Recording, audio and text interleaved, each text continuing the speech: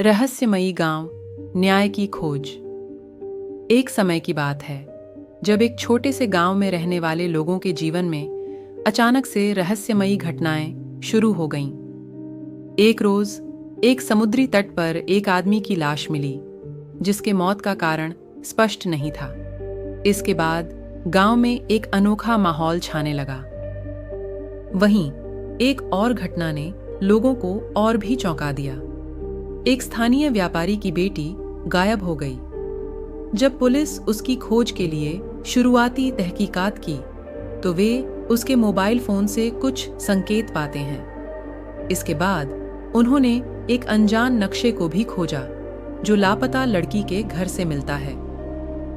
संकेतों की खोज में अग्रसर होने के बाद पुलिस ने जिम्मेदार लोगों को पूछताछ किया, जिसमें स्थानीय व्यापारी, एक रहस्यमयी और दुर्भाग्यशाली आदमी भगवान दयाल भी शामिल था। धीरे धीरे पुलिस को लगने लगा कि यह आदमी भगवान दयाल सचमुच एक गहरा रहस्य छिपा रहा है। अगले कुछ दिनों में गांव में और भी विचित्र घटनाएं होती रहीं। किसी ने कहा कि उसने रात के समय एक अनजान साया देखा है जो उसके घर के पास से गुजर रहा था। एक और ने बताया कि उसके खेत में अजनबी पद चिन्ह मिले थे। पुलिस के पास सभी संकेत हो गए थे, लेकिन उन्हें इन सभी घटनाओं के बीच कोई रिश्ता नहीं मिला था। एक रात गांव के पास एक जंगल में दहशतगर्द घटना होती है। एक युवक ने दावा किया कि उसने दरिंदे को देखा है जो एक महिला को अपहरण करने की कोशिश कर रहा था। इस घटना के बाद लोगों की बेचैनी और बढ़ गई। एक रात की बात है, गांव का किशोरी लाल नाम का एक आदमी अपने घर के बाहर सो रहा था।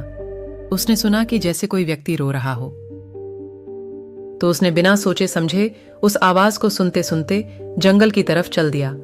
आखिरकार वह उस आदमी के पास पहुंच गया और एक पेड़ के पीछे से छुपकर देखा कि वह आदमी जैसे कोई टोना टोटका कर रहा हो।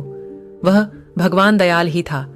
वह यह देखकर डर गया और सीधा अपने घर की तरफ भागा। अगले दिन सुबह ही उसने सारी बात गांव के सरपंच को बताई, तो सबने यह बात पुलिस को बताया। उसके बाद पुलिस ने आखिरकार ध्यान दिया कि इन सभी घटनाओं के पीछे एक ही आदमी का हाथ है, भगवान दयाल। उन्होंने उसे गिरफ्तार कर लिया और उनके घर की छानबीन की। उन्होंने एक गुप्त सुरंग खोजी जो उन्हें एक छिपे हुए गुफा तक ले जाती थी। गुफा में पुलिस वालों ने उस लापता लड़की को बंधक बना हुआ पाया। भगवान दयाल के बयान के अनुसार वह लड़की को अपने शास्त्रों के अनुसार बंधक बनाया था। उसने उसकी मदद से एक अत्यंत अमूर्त रत्न का पता लगाया था जो उसे धन की प्राप्ति में सफल बना रही थी। भगवान दयाल को गिरफ्तार किया गया और उसे न्याय के मुखिया के सामने पेश किया गया। जब सारे मामले खुलकर सामने आ गए तो भगवान दयाल को जेल भेज दिया गया। लापता लड़की को उसके परिवार के पास वापस लौटा दिया गया और गांव की जीवन शैली फिर से निराली हो गई। लोगों में एक नया आत्मविश्वास आ गया क्योंकि उन्होंने विपरीत परिस्थितियों में भी सामंजस्य और साहस दिखाया।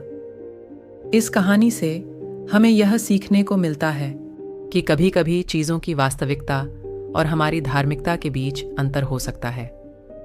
धन के पीछे भागते हुए हम कई बार अपने मूल्यों और नैतिकता को भूल जाते हैं। इस कहानी में साहसी और संघर्षशीलता से गांव के लोगों ने अंत में सच्चाई को उजागर किया और न्याय स्थापित किया और अंततः सच्चाई विजयी हुई।